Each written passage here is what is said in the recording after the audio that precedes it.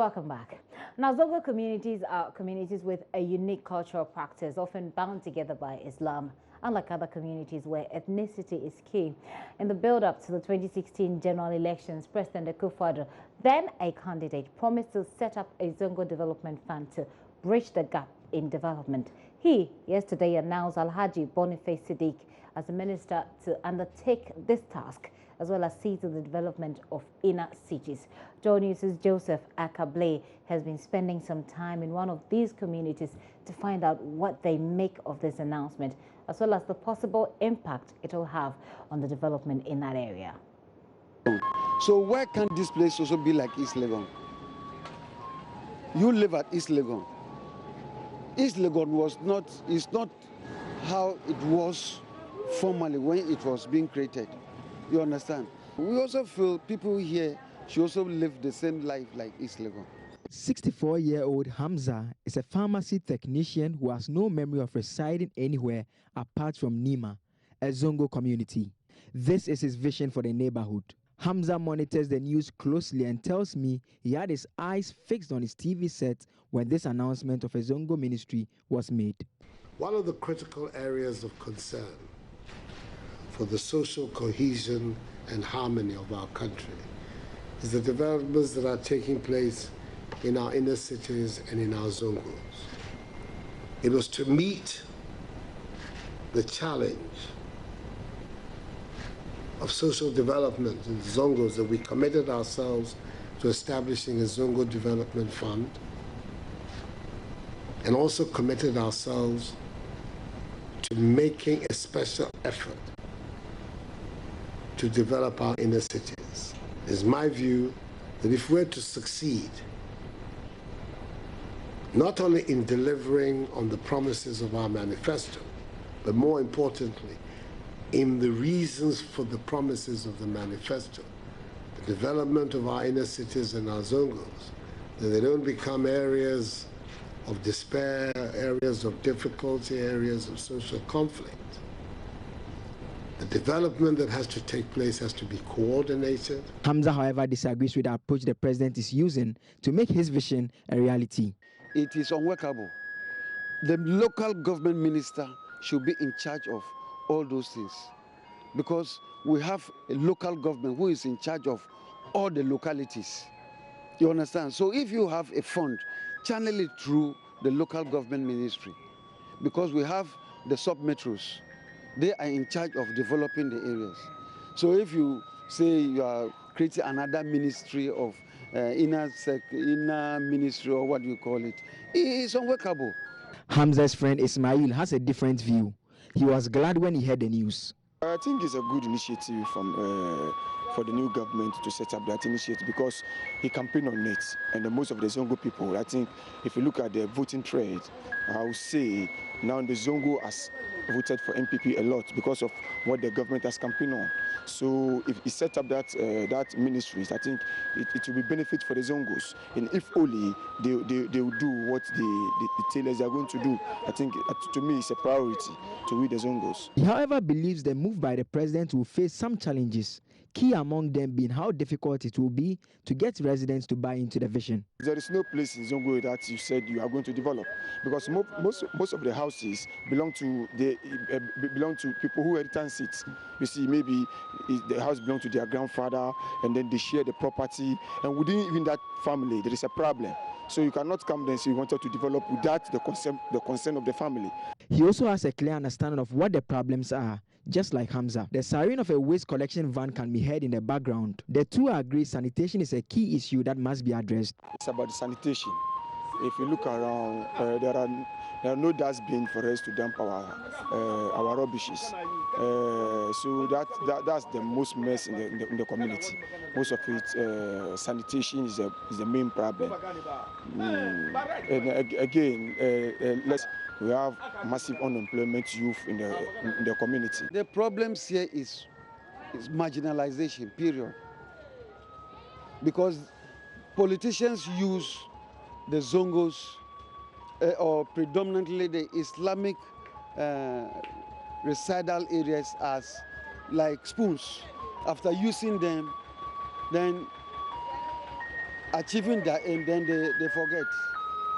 You see, if you get up in the morning, you find that people go to queue to go to, sorry to use the word, toilets.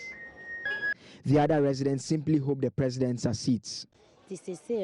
We expect the new government to ensure that all goes well.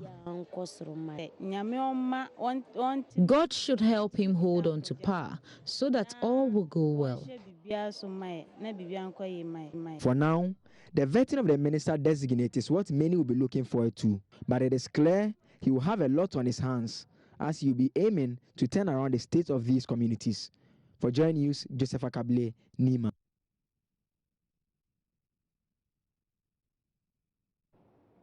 Former President John Mahama has arrived in Banjul, Gambia, together with other ECOWAS mediators to try to convince President Yahya Jammeh to relinquish power. President Mahama, who is the co-mediator, left Accra this morning and is expected to be joined by Liberia's Ellen Sirleaf Johnson and officials of the UN, AU and ECOWAS. The Gambia is expected to inaugurate a new president on January 19, following elections last year. But President Jammeh, who lost the earlier accepted the result of the elections, has now rejected the result. Now, for people from the Gambia, these ECOWAS talks are now a make or break for the country, as people are fleeing the capital to surrounding villages, as well as traveling to Senegal and Guinea-Conakry in an effort to protect themselves from a possible outbreak of violence. Joining me on the line now with more details on the ground is a journalist based in the Gambia, Modu Lamin Biyai. Hello, sir. Thank you very much for your time here on The Pulse. Thank you very much. Thank you very much. And we understand that the Gambian president is currently meeting with ECOWAS heads of state. What can you report from that meeting? Has there been any outcome at this point? Well, I can tell you anything that happens at State House right now is all confidential. I can report to you that the ECOWAS head of state have finished their meeting with the head of state of the Gambia, the incumbent President Jammeh, and they're now on their way to a local hotel in the Gambia to also meet with the President-elect Adama Barrow and his team, and also possibly later on in the evening we'll be having the president's meeting with the press and telling us what's exactly happening, or maybe they will have put up a statement to tell us the final verdict of what's going to happen in the future. Another interesting part has been the date for the inauguration. It's become a point that's become of possible contention between President Yahya Jammeh and President-elect Barrow. Are there any reports on how the dates will be resolved? I'm talking about the date for the inauguration. To be honest, there is no talks, or there have not been any change in what was reported. President-elect Adama Barrow said he and his team and supporters will be going to the Independence Stadium in Bakau on the 19th, come rain, come shine, and they will be inaugurated, and no one except God can stop that. While President Jammeh is saying there will be no inauguration, and I can even tell you that soldiers are currently manning the stadium. They are visibly seen around the stadium, pushing away people not to loiter around the stadium. So nobody knows whether the inauguration will happen, but President-elect Adama Barrow is telling his supporters and people and well-wishers, that they should come, and on the 19th he will be inaugurated. We are aware that the Ivory Coast president and the Benin president will be in Gambia, and also some ECOWAS member states and AU member states. But as of now, he said there will be inauguration, while President Jammeh is saying no inauguration. So it's a wait and see. And of course, this is a very disturbing situation. We also understand that generally there's a sense of unease in the country right now, that some people are even fleeing to villages and neighboring countries.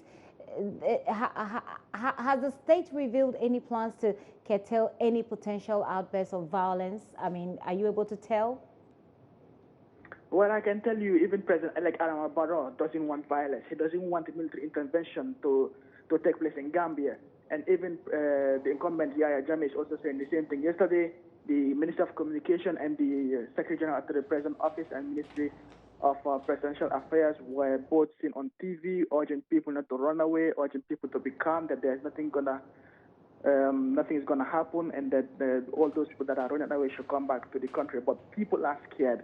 Gambia has never known violence. Gambians have never seen RPGs, like they're visibly scared, because when you go out What you set your eyes on are soldiers loitering around the country, soldiers putting up sandbags, manning checkpoints everywhere.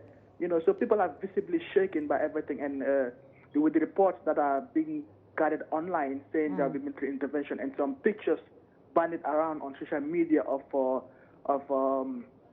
soldiers and rebels, that were actually designated to mediate peace in Liberia and Sierra Leone. Those pictures are the ones that are being shared, and people are visibly, scared. It's a state of paranoid in Gambia, and people are just scared. They don't even know what the future holds. That's why most are running away, going to Senegal, Guinea-Conakry, or even the villages. I can tell you as of now, even the border to Senegal has been closed by the Gambian government, for reasons best known to them. But I'm thinking maybe it's because of people fleeing, or also maybe they're afraid of intervention from the Senegalese military.